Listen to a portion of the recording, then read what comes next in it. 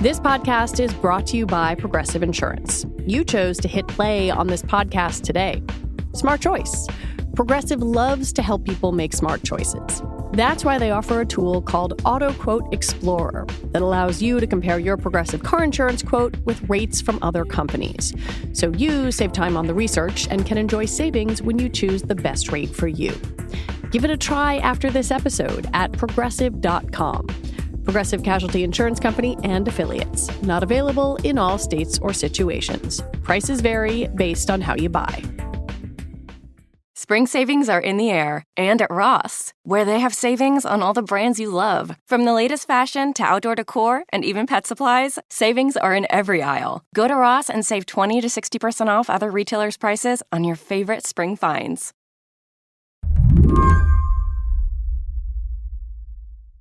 Yeah, we are continuing to follow up on some of this storm damage that really has hit Kentucky. We're currently in Estill County on Furnace Junction Drive. Take a look at this home behind me. It has been absolutely crushed by a tree. There were two. Earlier this month, a series of powerful storms ripped across the plains, Midwest, and South, causing severe damage in Tennessee, Missouri, and Kentucky.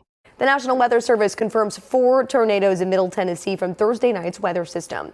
Wind speeds of up to 110 miles per hour were reported, snapping hundreds of trees and causing roof damage to homes. Multiple people were killed in Tennessee, Missouri, and Indiana. Powerful storms spawned dozens of tornadoes. And as people clean up and assess the damage, a new line of powerful thunderstorms is moving through this weekend.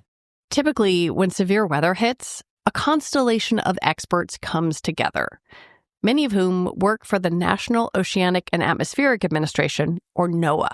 They're coordinating with the national offices. They're coordinating with emergency responders, with emergency managers. They're coordinating with all sorts of people to make sure the word gets out that the warnings are correct and timely and accurate.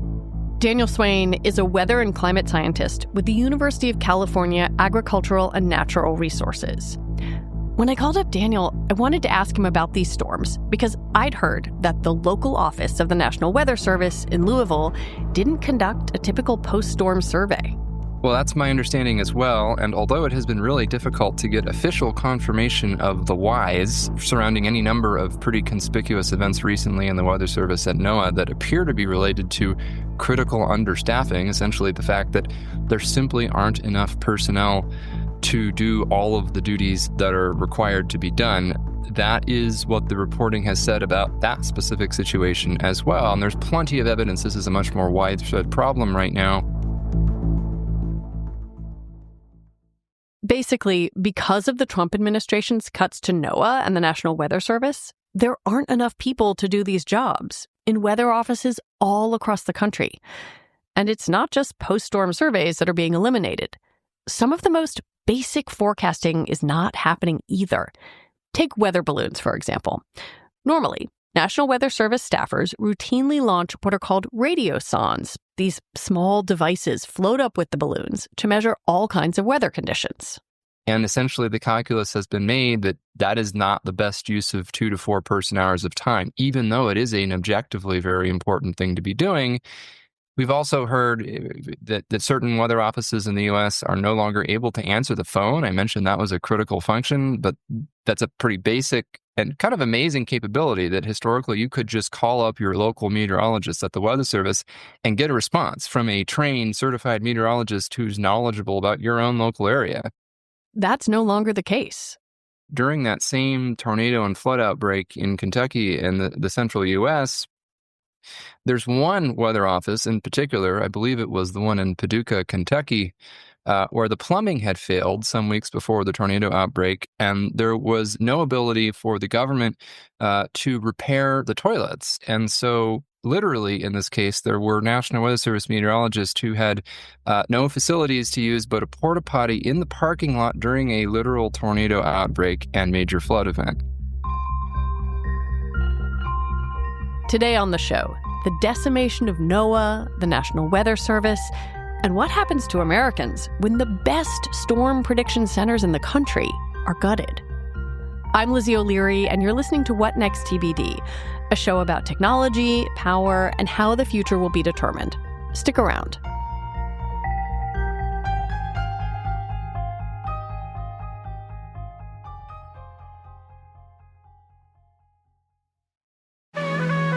This podcast is brought to you by Progressive Insurance. Fiscally responsible, financial geniuses, monetary magicians.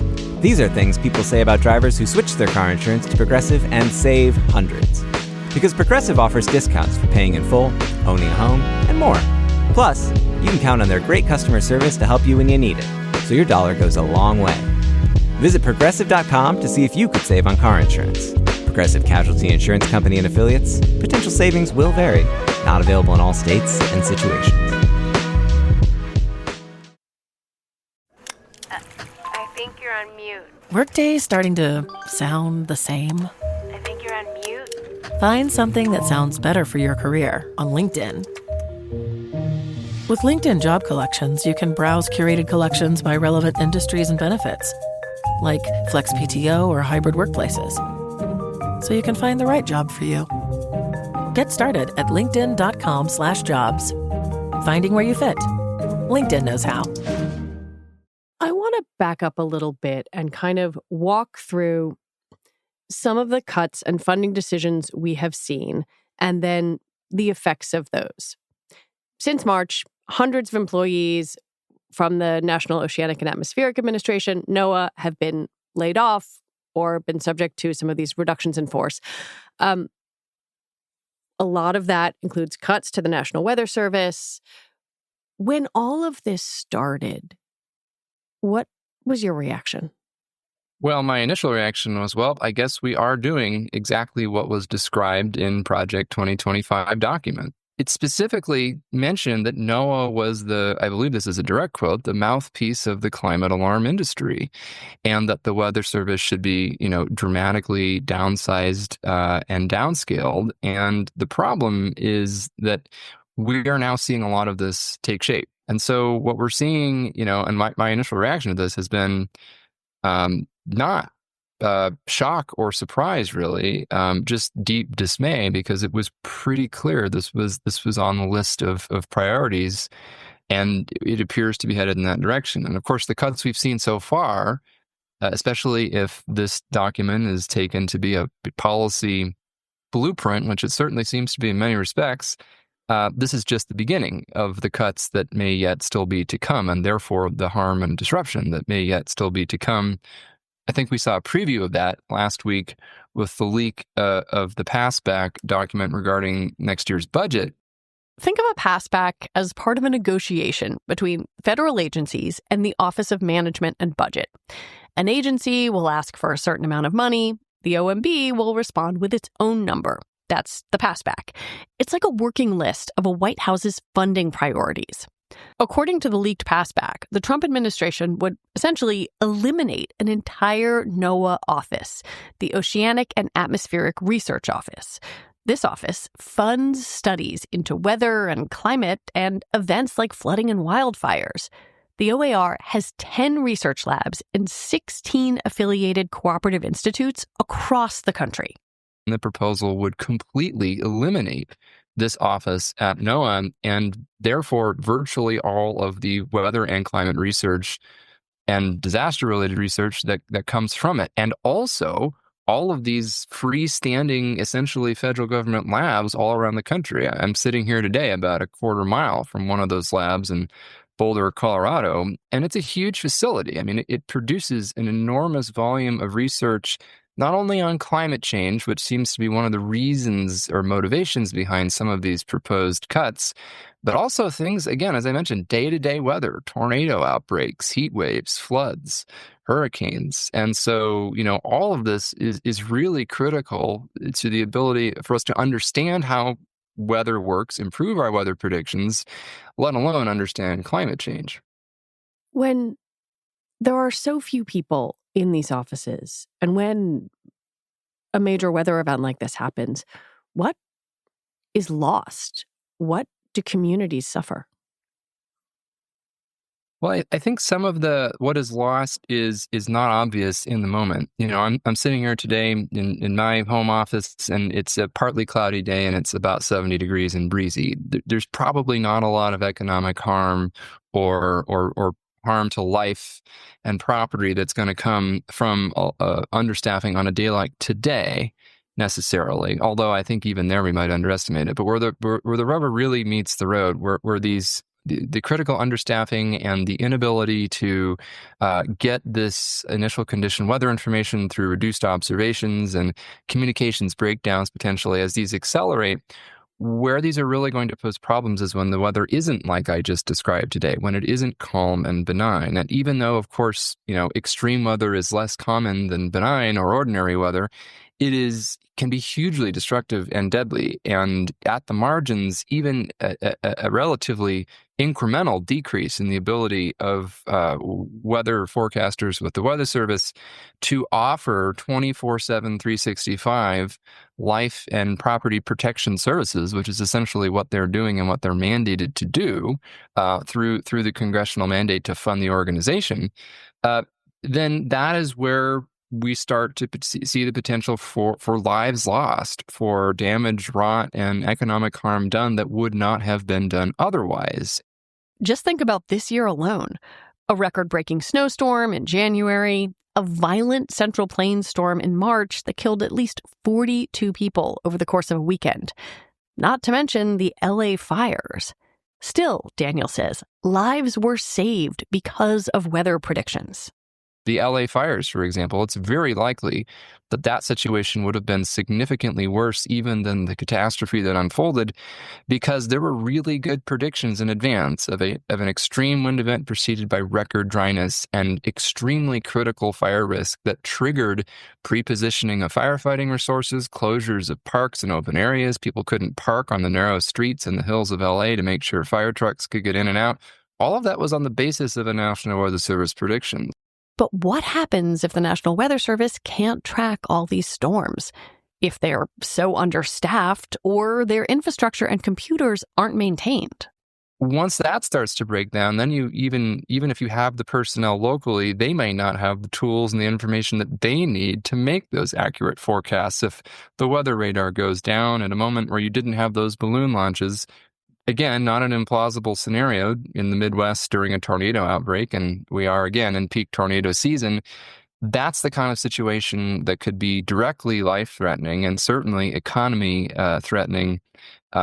And that's just at the extremes. The other purpose of NOAA and the Weather Service and weather prediction in general, it's not just to avert harm, although I would argue that's maybe the most important thing from my perspective, but it's also to increase efficiency, ironically.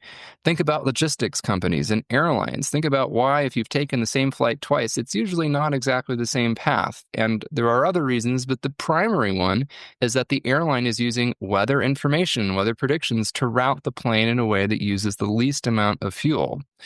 So you're not flying directly into the strongest headwind, for example. So that's a case where, obviously aviation safety depends on weather, but also just efficiency, saving money, burning less fuel. Economic efficiency is one of the main things that's driven by effective weather forecasts.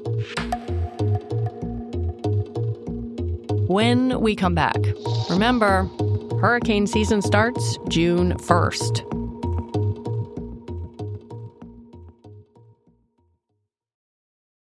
This episode is brought to you by Discover. It's smart to always have a few financial goals, and here's a really smart one you can set.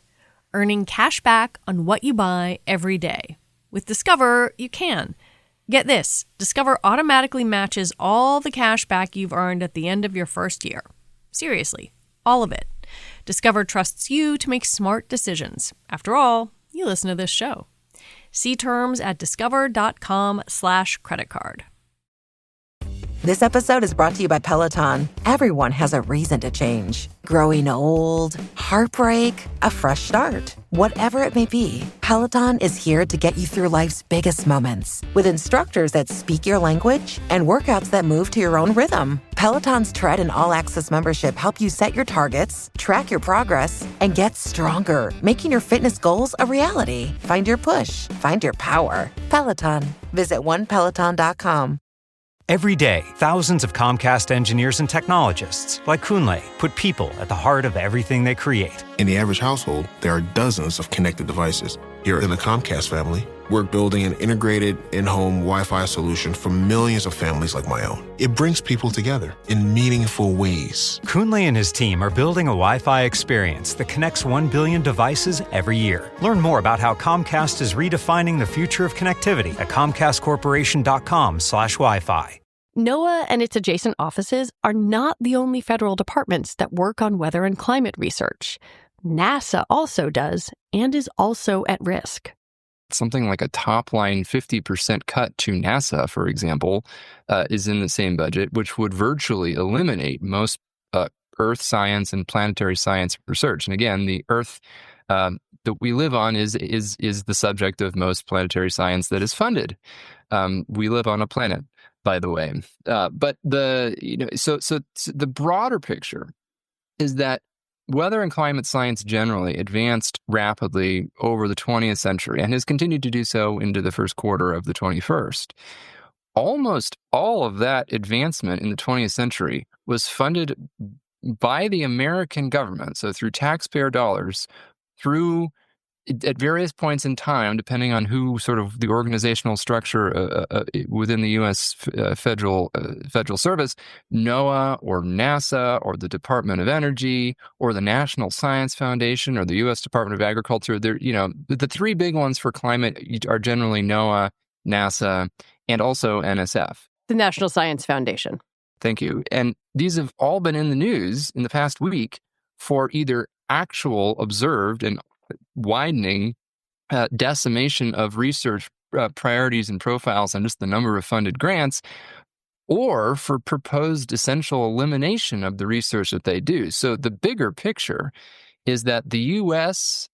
has arguably provided, not just a public service to Americans, but to the world over the decades that it heavily invested in weather and climate research. Most of the big weather models and climate models that exist today were developed in large part in the United States using federal funding. Not 100%, of course. And now this is starting to shift a bit as other countries are now preferentially investing more. The fact that we have good weather forecasts is largely because the United States government invested in that capacity for decades, and all of that is essentially at risk of coming to a grinding halt. I want to talk a little bit about the follow-on impacts of some of the models created by the National Weather Service, right, to generate hourly and daily weather forecasts. We talked about transportation, we talked about the airline sector, but, farmers, water managers, people who work in agriculture, there are a lot of industries that rely on accurate forecasting. Is it possible to spin out whether accurate forecasting will exist and how it may or may not keep pace with extreme weather events over the spring and summer? Well, I think every single industry on Earth depends on accurate weather predictions, whether people who operate in those industries realize it or not. But also even just day to day, I think there's so much that goes on behind the scenes with electricity markets and heating and cooling and logistics and the distribution of goods, getting from one place to another. I mean, just think about your own daily life in deciding what you're going to wear for the day. When am I going to leave for work? Is the bus going to be late? Is there going to be bad traffic on the freeway? Is my flight going to be delayed? And so it's everywhere, ubiquitously, whether we recognize it or not. And I think, in fact, it's so embedded in everything that it almost has become one of those things that is truly indispensable and yet is often invisible, precisely because it is so deeply integrated into everything we do every day. So, I can't imagine that there's a future where we don't have weather forecasts in the U.S. I don't think that's realistically what's going to happen. If for no other reason than there's just such an extreme economic need for basic functionality of society. But could they become severely degraded? And could they become degraded in a way that is preferentially problematic during destructive or extreme events. I think that's very much a possibility. Do we stop having progress in improving weather predictions and understanding climate change? On our current trajectory, that's very much a possibility. Do we cede leadership? Historically, the United States was arguably the global leader in weather and understanding the weather and climate on our global atmosphere. The U.S. is not the only country that tracks weather on a global scale. The European Center for Medium-Range Weather Forecasts provides this information and is supported by most countries in Europe. But what they don't have are specialized tornado and severe thunderstorm models for the U.S. Great Plains or specialized hurricane models for the Gulf Coast, like the Weather Service and NOAA does, because that's the kind of problems that we have in this particular country. And, that's not something that's necessarily in the interest of other countries to do a really good job predicting exactly whether a hurricane is going to make landfall near Houston or western Louisiana, or whether a tornado outbreak is going to affect western Nebraska. That could go away too. There's a proposal to close a lot of these field offices and consolidate in a place like DC, for example. So there is much to be lost, even though, I don't think it's the end of weather forecasting. I think that would be, but, could it spell the end of American leadership in weather forecasting and climate prediction? It could. Could it mean that Americans have worse weather predictions and less reliable severe weather warnings than we've become accustomed to, and that our economy and our daily lives have sort of integrated and take for granted? I think that is a distinct possibility on our current path. I covered the aftermath of Hurricane Katrina and Hurricane Rita, and it is not lost on me that Atlantic hurricane season starts June 1st. Listening to you, it also sounds like Americans may die because of this. Is that going too far? Is that saying too much? No, I don't think that's an exaggeration.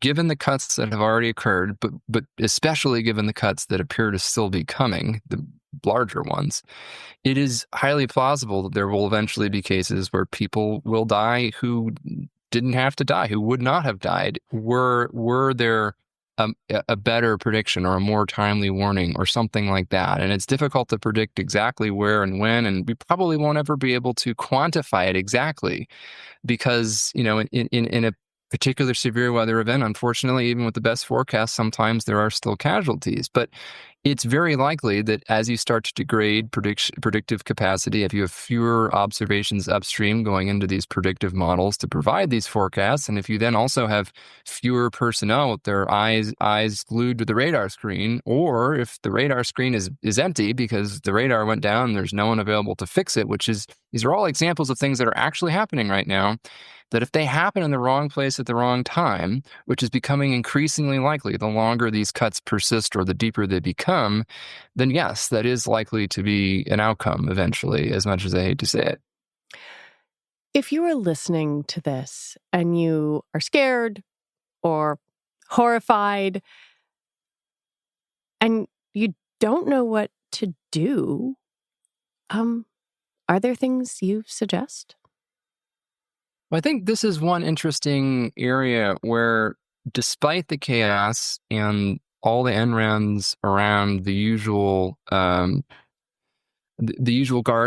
and the usual constraints to rapid shifts that are not approved by Congress, there does appear to still be a very important role for public pressure in this. I know a lot of people have been contacting their local Congress people, many of whom really just have not been aware in some cases. Some are more aware than others, but a lot of them have not been aware of the scope of the actual or proposed cuts, or why they're so critically important, and what is at stake, what is directly at stake, like as soon as the coming days and weeks potentially.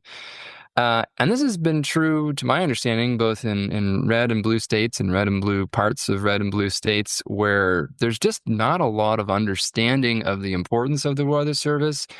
The fact that it is essentially a world-class public utility that of a quality that doesn't really exist in any other country. The U.S. has it, and we're trying really hard to keep it. In many ways, it's the envy of the world in terms of meteorological services. So understanding that, this is a case where there's already been some reversals of cuts at least temporarily, on the basis of essentially of public pressure. I think the diplomatic term being used by NOAA is an outpouring of public support, which is true, actually, but also what it really means is that a lot of people got angry and talked to the right people about it. The only silver lining I can think of to unilateral decision-making is that I suppose those decisions can be reversed quickly, too.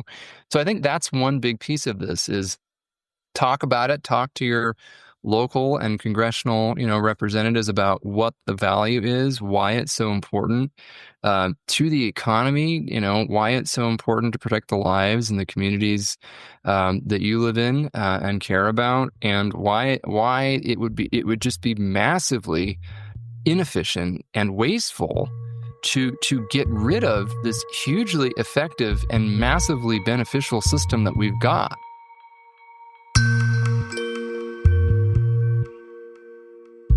Daniel Swain, as always, I'm really grateful for your time and thank you for coming on. Thanks again for having me back. Daniel Swain is a weather and climate scientist with the University of California Agriculture and Natural Resources. And that's it for our show today. What Next TBD is produced by Shayna Roth, Patrick Fort, and Evan Campbell. Our show is edited by Rob Gunther. Slate is run by Hillary Fry, and TBD is part of the larger What Next family. And if you're looking for even more Slate podcasts to listen to, you should subscribe to Slate Plus. You will get access to more TBD stories, including our special twice-a-month bonus episodes. Those are called The Discourse. All right, we'll be back next week with more episodes. I'm Lizzie O'Leary. Thanks for listening.